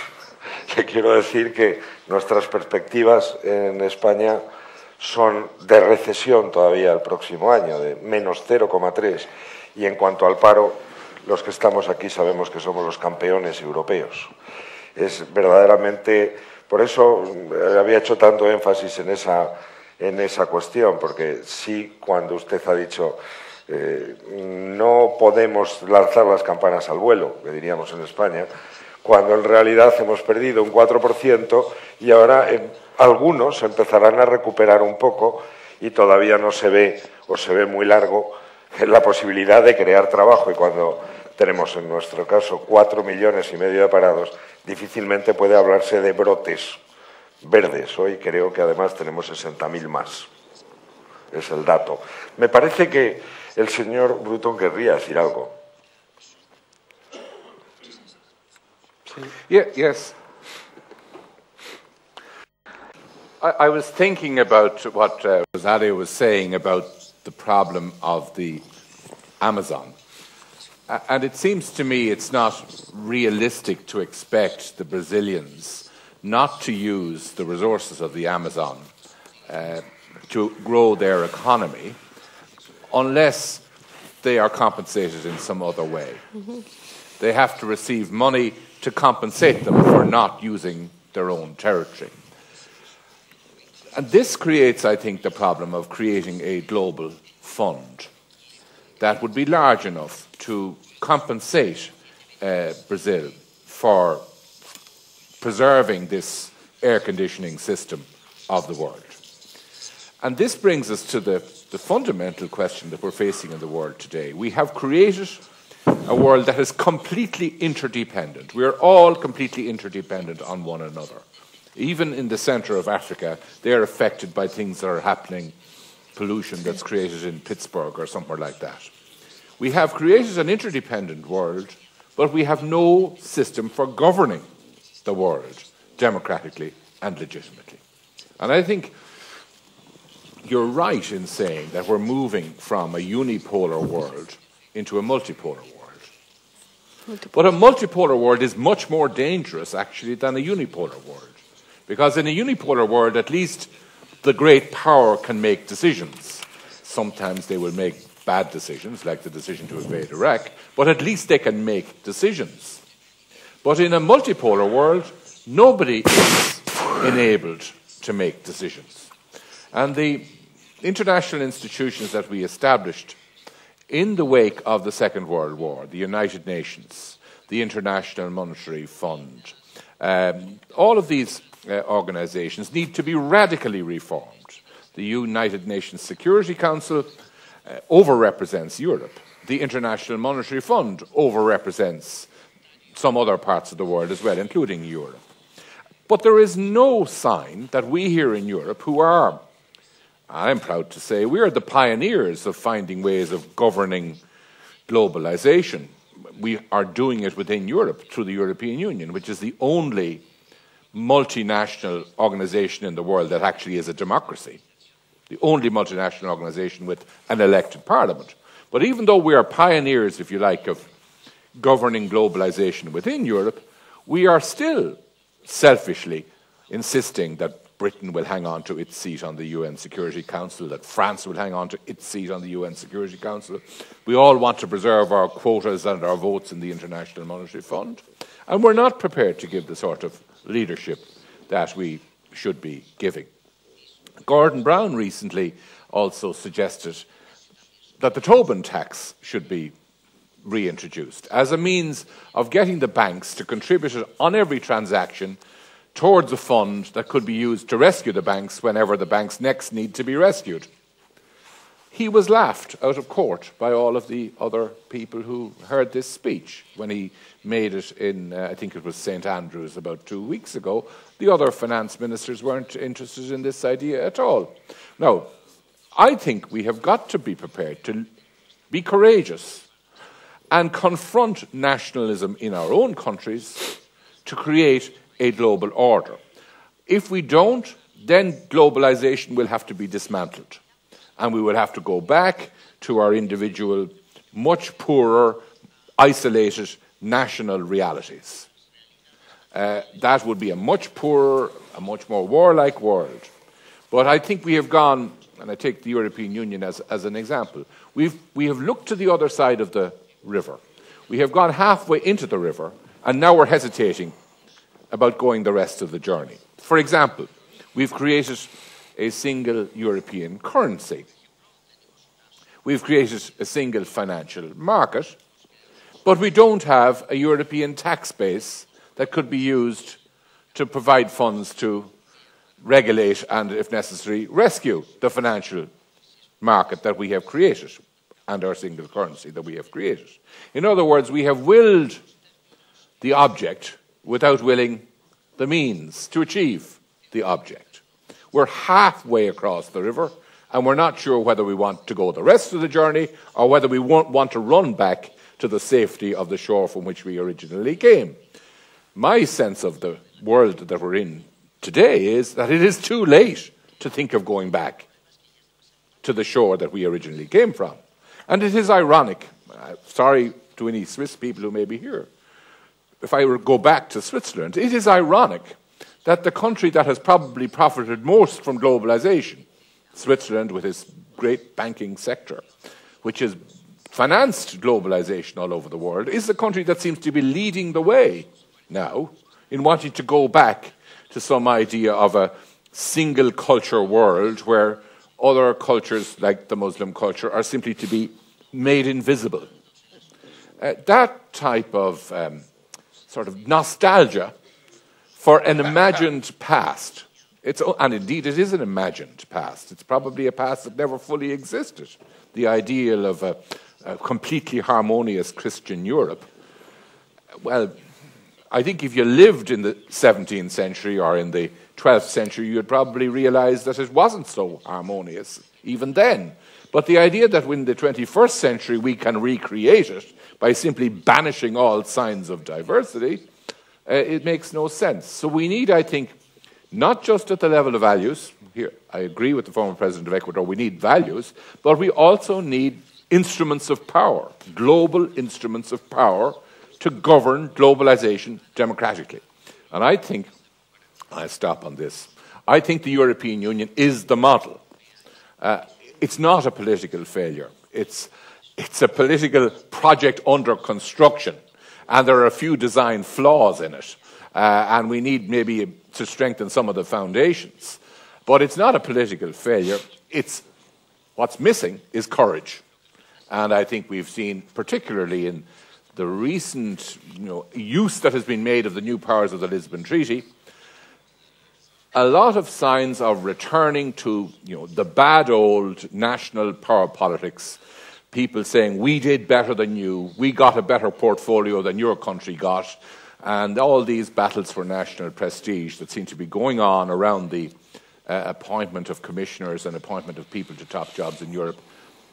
Please, that's the rhetoric of the 19th century, those battles of national prestige. Europe is only 7% of the world's population. We're enjoying somewhere in the region of 30% of the world's wealth. Our population is declining. The idea that Europe can be reduced to battles for prestige between country A and country B, we're only very small players in a very, very big world, we Europeans. And I think we need to wise up and unite rather than be looking to play games at one another's expense. Bueno, tengo muchísimas preguntas del público que algunas son preguntas y otras. A mí me gustaría. Sí, no, es que ahí inmediatamente, porque precisamente quería hacer la primera, pero antes una reflexión que efectivamente hago casi mía, y es curioso, ¿no? Alguien escribe y dice, sorprende que en una visión como se ha intentado dar de la crisis mundial se mencione sistemáticamente a Estados Unidos, muy poco a China y nada a India, Brasil, etcétera. Tenemos esa visión muchas veces de estar solo fijos en lo que es Estados Unidos.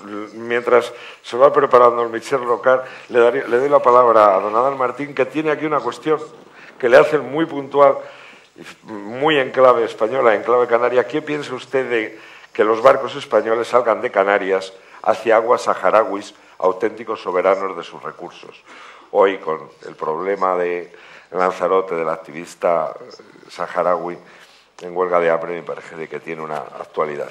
Pero sé que también quería intervenir. Tenemos poco tiempo, ya les pido muchísima brevedad. Yo quería, en la línea de que había comenzado la expresidenta, a distinguir entre la necesidad de contemplar el desarrollo de lo local y de lo global. Yo creo que todos estamos de acuerdo que la globalización es importante, porque las nuevas tecnologías nos llevan hacia ahí. Pero las nuevas tecnologías desbordan solo un tercio de la población, porque hay 2/3 de la población que no le llega las tecnologías, ni incluso para resolverle los problemas más elementales. Los problemas más elementales, como decía antes, de agua potable o de la energía necesaria para poderse organizar como sociedad y producir y mejorar su calidad de vida entre todos. Yo creo que el gran problema es que hablamos de un mundo global, pero hay regiones en el mundo que acaparan el Producto Interior Bruto y la renta, y hay regiones ricas y regiones muy pobres, y que solo existirá un mundo global si vamos a una política de igualdad. Y para eso es probable que haya falta de instrumentos financieros mundiales capaces, como decía el presidente de Irlanda, capaces de poder ayudar a que la democracia, las libertades, el desarrollo, la educación, la sanidad, sus propios mercados, con el respeto a sus costumbres, se vayan desarrollando. Eso tiene que ser una apuesta del mundo que tiene los recursos a aquellos que no tienen los recursos. Y a Europa le toca un papel importante, porque es indudablemente el mayor espacio de libertad y democracia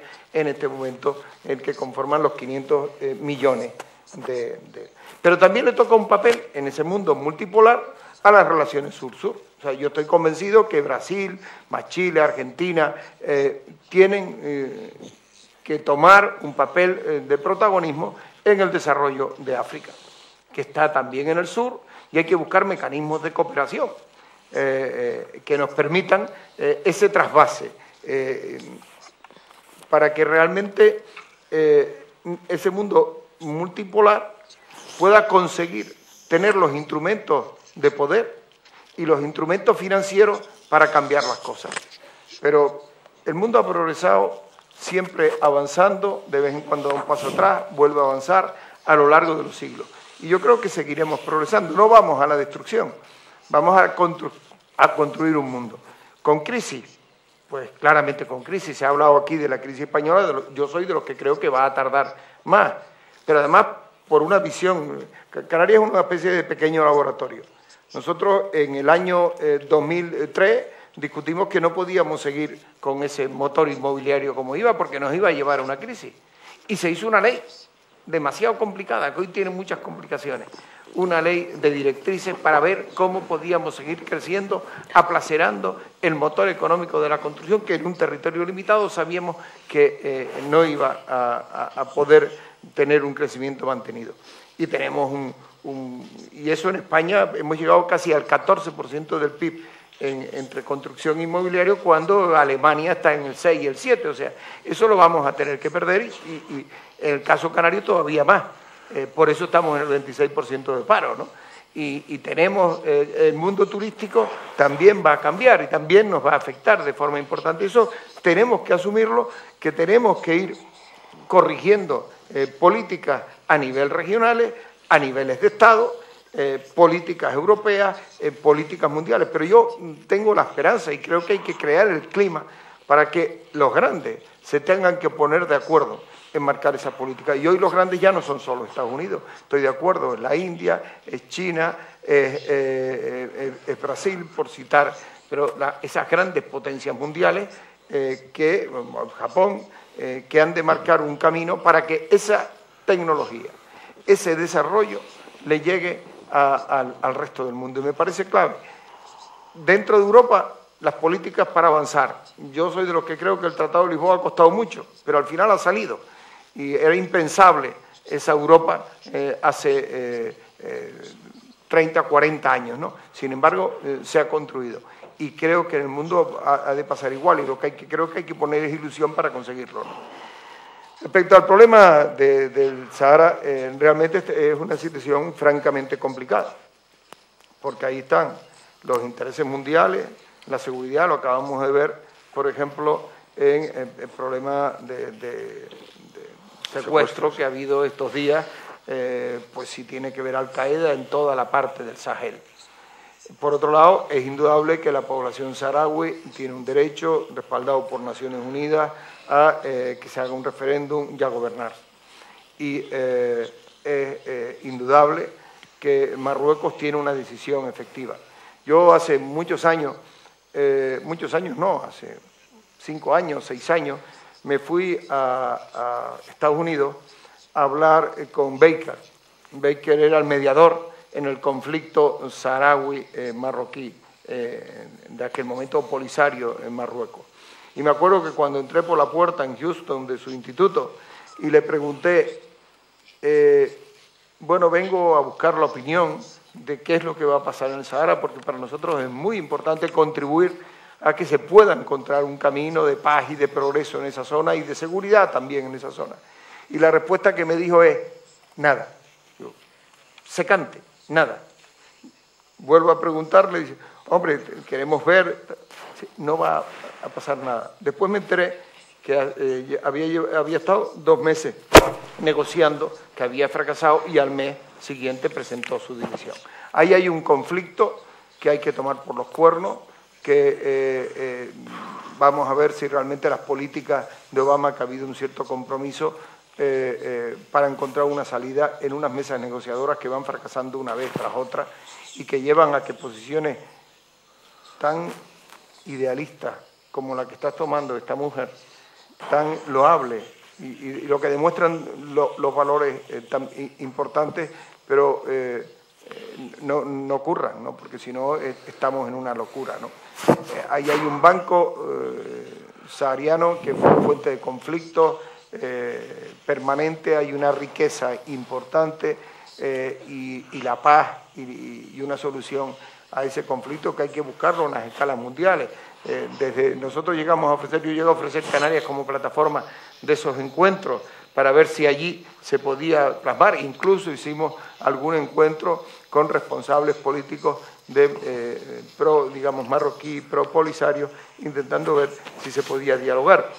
Al final allí, en aquella reunión que pusimos en Gran Canaria, al final la parte del Polisario no acudió.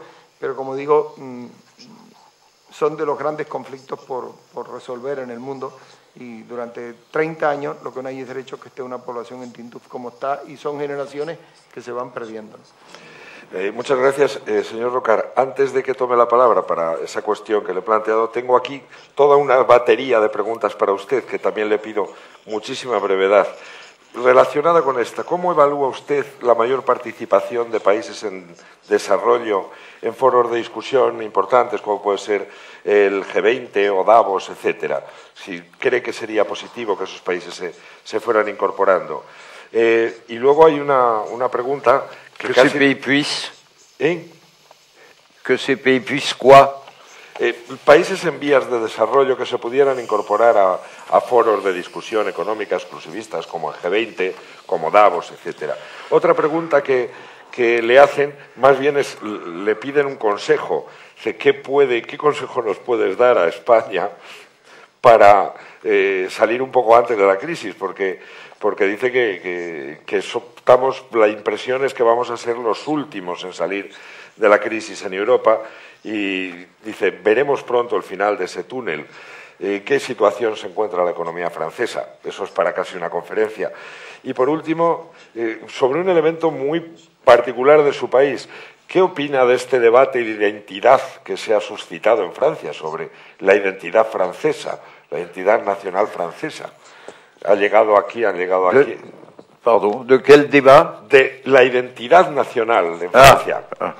Eso no, un poco. Le pido casi una brevísima reflexión sobre cada una de las cosas, porque ya tenemos que ir acabando. Pero la pregunta esencial que le había planteado era esta sorprendente cuestión de que seguimos hablando de Estados Unidos, de USA, y no hablamos de China, no hablamos de India, no hablamos de Brasil.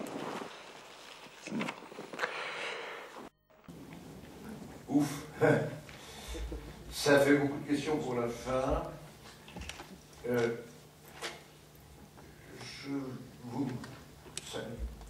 Ça marche. Je ne vais pas aborder le problème du débat sur l'identité nationale parce qu'il y a trop de questions et qu'on n'a pas le temps. Je dirais simplement que la France, à cause de la violence et des secousses de son histoire, et à cause du fait qu'elle a été le premier des pays d'Europe à entrer en dépression démographique grave, et à donc être depuis très longtemps le seul pays d'Europe, on ne l'est plus, mais on a été pendant un siècle le seul pays d'Europe qui était un pays d'immigration. Et puis en plus, moi je suis protestant, je ne peux pas ça fait 1% des Français, je ne suis pas très représentatif, mais nous avons été faits citoyens français le 14 ou le 15 août 1789, dans une belle séquence où l'Assemblée constituante faisait la France en donnant la citoyenneté française à tous ceux qui n'avaient pas, on ne l'avait que les catholiques, jusqu'à la Révolution de 1789. L'histoire de France est merveilleuse, ont été faits citoyens 4 jours suivants. Les protestants, les juifs, les comédiens, qu'on mettait à la fosse commune, Molière a été jeté à la fosse commune, et les gens de couleur sont devenus citoyens le 18 ou le 20 août 1789. Tout ça, c'est assez magnifique. Énormément d'Espagnols, entre les deux guerres, avaient émigré dans... non, les Espagnols avaient émigré en France, notamment à la suite de la guerre civile. sont tous devenus citoyens français maintenant. Entre les deux guerres, nous avions une énorme immigration italienne et polonaise, très maltraitée par notre presse. On parlait des Italiens, des Belges aussi, et des Polonais beaucoup plus mal qu'on ne parle aujourd'hui des Arabes ou des Noirs. C'est étonnant. Tout ça pour vous dire une seule chose, l'identité française est plus que dans certains autres pays marquée par une volonté de vivre ensemble et qui est partagée par un peu tout le monde. Si bien que la seule chose pas possible, c'est d'écrire à un moment donné, voilà ce que c'est. On arrête le mouvement qui a été au contraire un mouvement continu.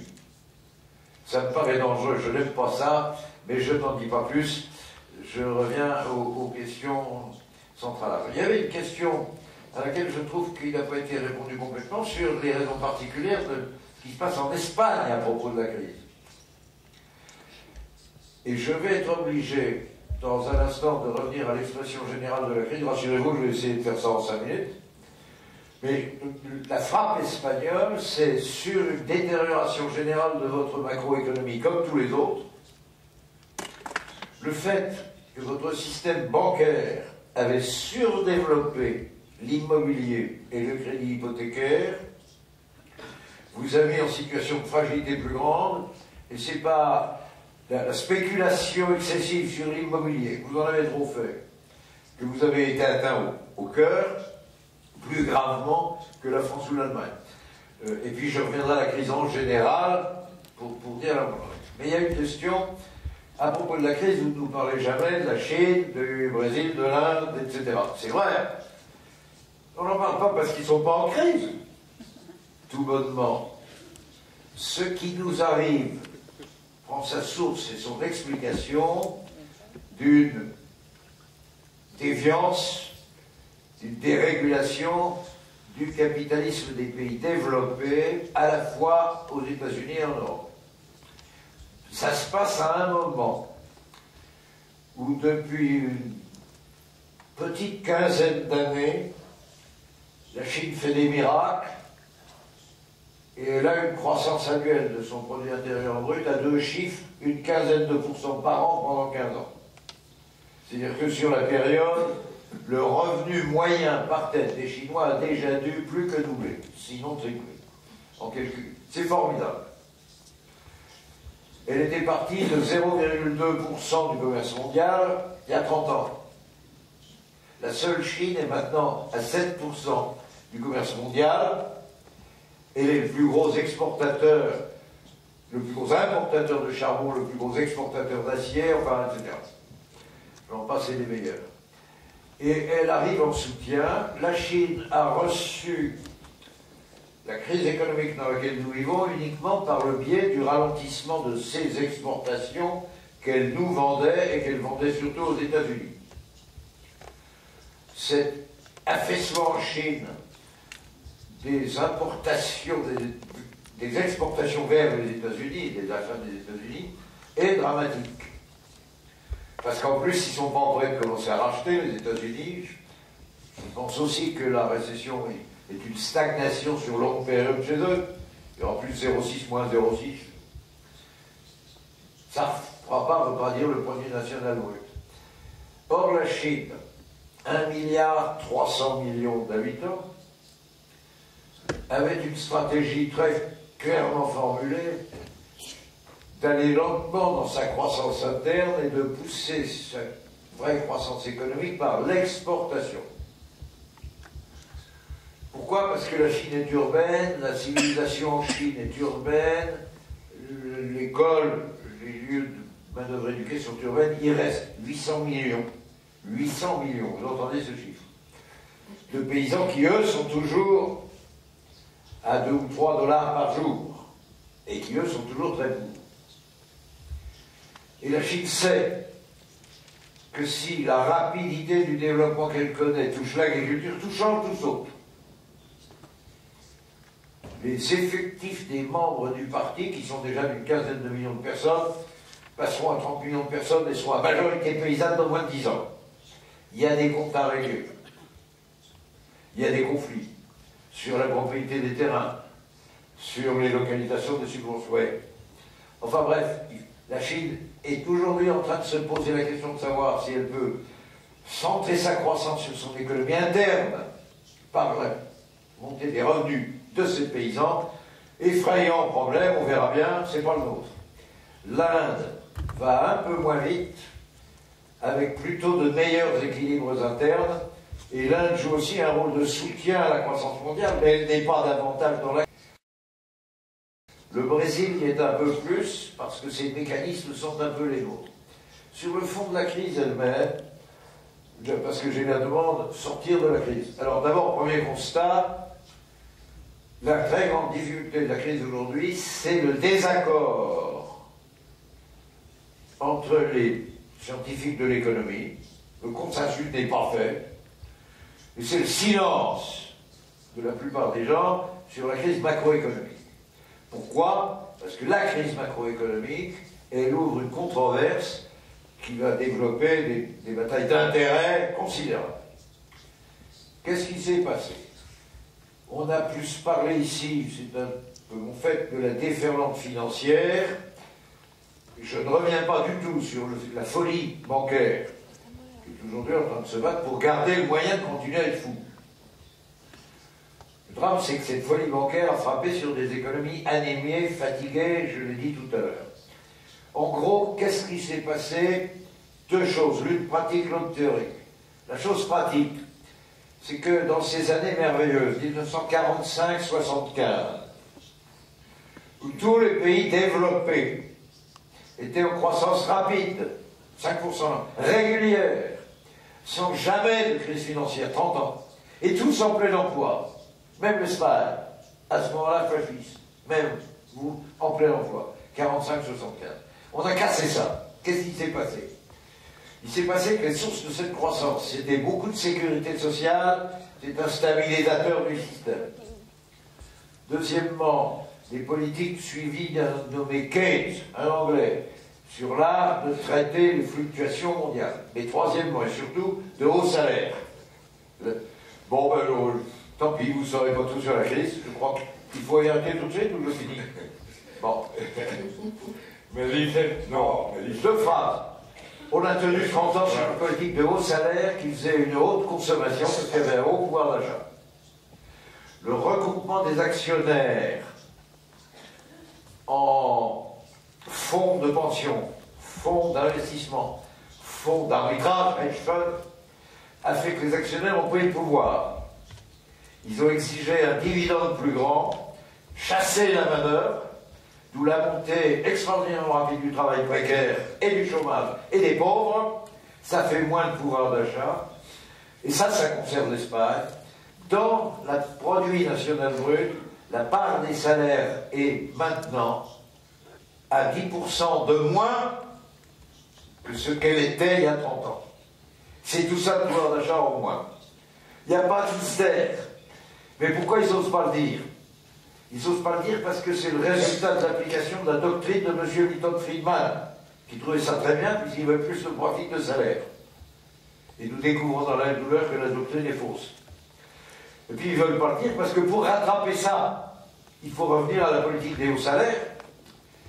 C'est un problème de conflit, c'est un problème de bataille.